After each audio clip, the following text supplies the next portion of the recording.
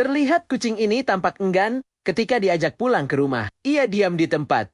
Ia ingin menikmati dunianya. Di luar langkahnya tetap tertahan. Di sisi yang lain, anaknya tampak larut dalam keseruannya sendiri. Memainkan sepeda motor dan melaju mondar-mondire dengan riang.